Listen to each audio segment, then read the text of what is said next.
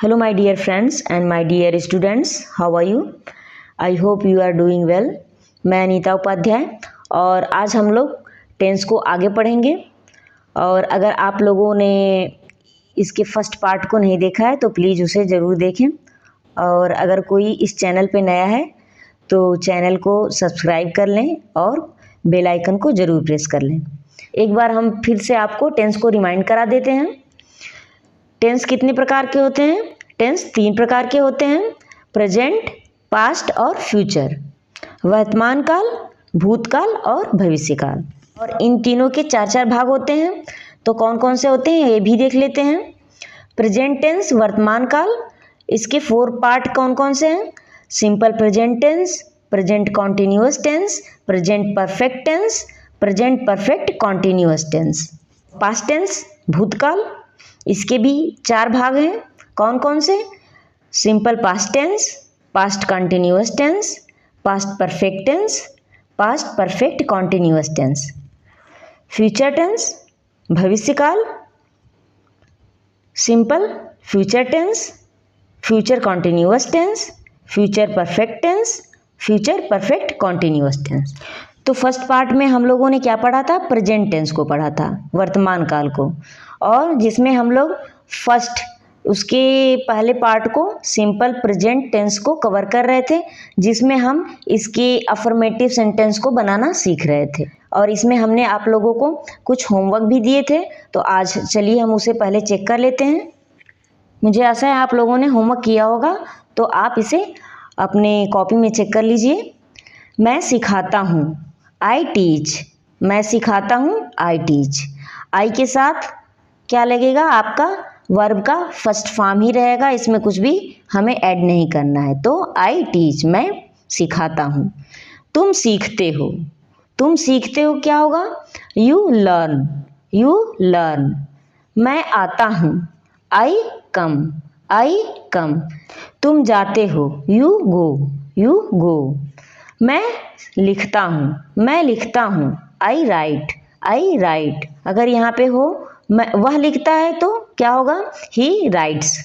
यहाँ पे एस जुड़ जाएगा, ठीक है। ही राइट्स, वह लिखता है, ही राइट्स। तू, तुम और आपके लिए यू का ही यूज होता है, तो यहाँ पे क्या होगा? तू पढ़ता है तो यू रीड, यू रीड। तुम दोनों कूदते हो, both of you jump, both of you jump. Reena प्रयत्न करती है, रीना ट्राइज, रीना ट्राइज। वह प्रयत्न करता है, ही ट्राइज। तुम प्रयत्न करते हो, इसका क्या हो जाएगा? You try. वहाँ पे ईएस नहीं लगेगा, ठीक है। You try. मैं भूलता हूँ, आई फॉरगेट, आई फॉरगेट। उसे यह पसंद है, he likes it, he likes it. Okay, तो मैं आशा करती हूँ कि आप लोगों ने भी इसे सही बनाया होगा।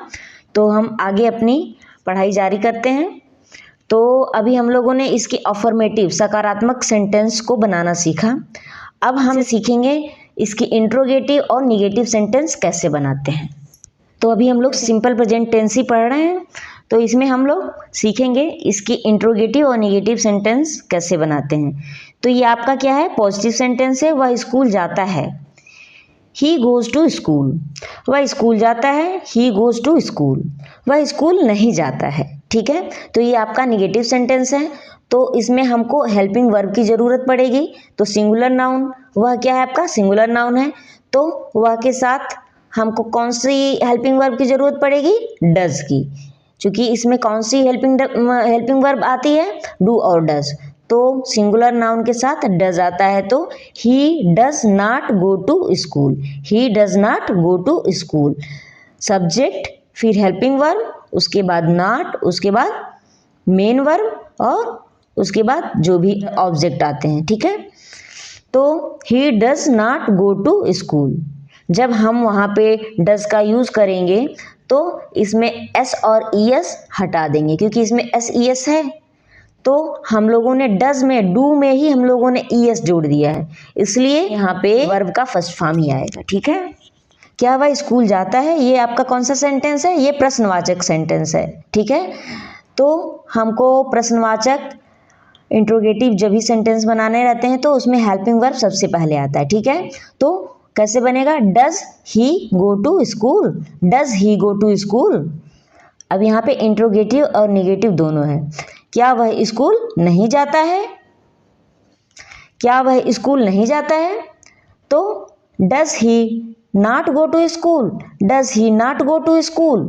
आपका हेल्पिंग वर्ब पहले आएगा, फिर सब्जेक्ट आएगा, उसके बाद नॉट, उसके बाद आपका मेन वर्ब, उसके बाद अदर ऑब्जेक्ट। ओके, वे क्रिकेट खेलते हैं, ये आपका अफर्मेटिव सेंटेंस है। तो they play cricket, they play cricket. Way cricket नहीं खेलते हैं, वे क्रिकेट नहीं खेलते हैं। इसमें वे क्या है, आपका प्लूरल नाउन है, इसलिए हमें कौन से हेल्पिंग वर्ब का यूज़ करना है, डू का यूज़ करना है। तो they do not play cricket, they do not play cricket. क्या वे क्रिकेट खेलते हैं, क्या वे क्रिकेट खेलते हैं, ये इंट्रोगेटिव सेंटेंस है, प्रश्नवाचक वाक्य है। तो इसमें हेल्पिंग वर्ब पहले आएगा, do they play cricket, do they play cricket. क्या वे क्रिकेट नहीं खेलते हैं, क्या वे क्रिकेट नहीं खेलते हैं। Do they not play cricket, do they not play cricket. तो मुझे आशा है आप लोग को सिंपल प्रेजेंट टेंस क्लियर हो गया होगा। तो हम इसे आगे पढ़ते हैं। तो अब हम पढ़ेंगे present continuous tense. Present continuous tense की हिंदी मीनिंग क्या होती है, वर्तमान अपूर्ण काल, वर्तमान अपूर्ण काल। मतलब कि काम जारी है, अभी पूरा नहीं हुआ है, काम जारी है लेकिन अभी पूरा नहीं हुआ है। This tense is used to express that an action is continuing. इस काल का यूज वहाँ पे करते हैं जहाँ पे कोई क्रिया जारी रहती है, कंटिन्यू रहती है, अभी पूरी नहीं हुई रहती है। जैसे कि मैं अभी पढ़ा रही हूँ आपको और आप पढ़ रहे हैं, तो ये क्रिया क्या है, चल रही है, जारी है, अभी पूरी नहीं हुई है। तो हम उसे ही बोलते हैं वर्तमान अपूर्ण काल, प्रेजेंट कॉन्टिन्यूअस टेंस। और इस टेंस की हेल्पिंग वर्ब है इज एम आर, इस टेंस की हेल्पिंग वर्ब है इज एम आर। और हिंदी पहचान क्या है, रहा है, रही है, रहे हैं, खड़ा है, बैठा है आदि, ये सब इस टेंस की हिंदी पहचान है। जैसे कि वह खड़ा है, ही इज स्टैंडिंग, ठीक है। वह बैठा है, ही इज सीटिंग, यानी बैठने का काम क्या है, जारी है, और खड़े होने का भी काम क्या है, जारी है। तो इसलिए हम यहाँ पे बैठा है, खड़ा है, यहाँ पे मैंने राइट किया है, ठीक है। इसके स्ट्रक्चर को देख लेते हैं। पहले subject plus is am are, is use होता है सिंगुलर नाउन के साथ, और एम यूज होता है हमेशा आई के साथ, और आर प्लूरल नाउन के साथ, और प्लस वर्ब के फर्स्ट फॉर्म में आईएनजी जुड़ जाएगा, उसके बाद ऑब्जेक्ट।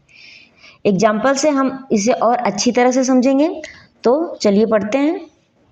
मैं अंग्रेजी सीख रहा हूँ, मैं अंग्रेजी सीख रहा हूँ। आई एम लर्निंग इंग्लिश, आई के साथ हमेशा एम का यूज होता है, तो आई एम लर्निंग इंग्लिश। मैं अंग्रेजी नहीं सीख रहा हूँ, I am not learning English, I am not learning English. और इंट्रोगेटिव निगेटिव सेंटेंस कैसे बनाएंगे, क्या वह अंग्रेजी नहीं सीख रहा है। तो ये आपका इंट्रोगेटिव और निगेटिव दोनों है। तो इसमें सबसे पहले हम इसका यूज़ करेंगे, हेल्पिंग वर्ब का यूज़ करेंगे, उसके बाद सब्जेक्ट, उसके बाद नॉट, और फिर मेन वर्ब में आईएनजी फॉर्म जुड़ेगा, उसके बाद ऑब्जेक्ट। ओके, क्या तुम पढ़ रहे हो, क्या तुम पढ़ रहे हो। Are you reading, are you reading. मैं लेट हो रही हूँ, या आप कह सकते हैं मुझे देर हो रही है। तो कैसे बोलेंगे इसे, I am getting late, I am getting late. वे स्कूल नहीं जा रहे हैं, वे स्कूल नहीं जा रहे हैं। They are not going to school, they are not going to school. क्या तुम सो रही हो, क्या तुम सो रही हो। Are you sleeping, are you sleeping. तो मुझे आशा है आप लोगों को प्रेजेंट कॉन्टिन्यूअस टेंस समझ में आ गया होगा। तो हम आगे बढ़ते हैं।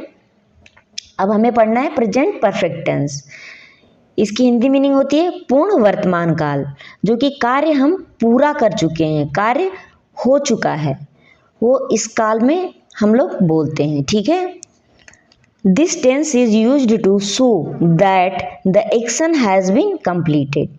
इस टेंस का प्रयोग कहाँ होता है? ये दिखाने के लिए कि एक्शन जो कार्य है वो हो चुका है, कंप्लीट हो चुका है। इसका हेल्पिंग वर्ब हैज़ और हैव है और इसमें वर्ब का थर्ड फॉर्म यूज़ किया जाएगा। इसकी हिंदी पहचान क्या है?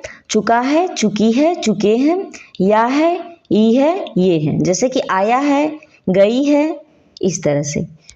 स्ट्रक्चर देख लेते हैं।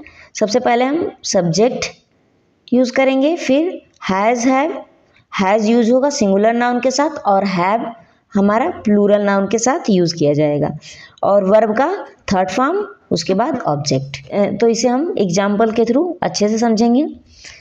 मैं आया हूँ, आई हैव कम। मैं आया हूँ, आई हैव कम। देखिए आई है तो आई के साथ हैव का यूज़ होगा। आई, यू, वी, दे इसके साथ क्या होगा? हैव यूज़ करेंगे, ठीक है। और कम ये वर्ब का थर्ड फॉर्म यूज होगा, लेकिन कम आपका जो है थर्ड फॉर्म में कम का थर्ड फॉर्म भी कम ही होता है, ठीक है। तो इतना आप ध्यान रखेंगे। उसने यह किताब पढ़ ली है, उसने यह किताब पढ़ ली है यानी काम हो चुका है। He has read this book. He क्या है? आपका सिंगुलर नाउन है तो इसके साथ हम हैज़ का यूज़ करेंगे। और रीड आपके तीनों फॉर्म में एक ही तरह से लिखा जाता है, लेकिन इसे सेकेंड फॉर्म में और थर्ड फॉर्म में रेड पढ़ते हैं, ठीक है। कैसे पढ़ेंगे इसको? Read, read, read. तो he has read this book. तुम खाना खा चुके हो, तुम खाना खा चुके हो। You have taken food, you have taken food. वे अपना काम पूरा कर लिए हैं। They have finished their work, they have finished their work. मैंने उसे बताया है, मैंने उसे बताया है। I have told him, I have told him. क्या उसे जुकाम हो गया है?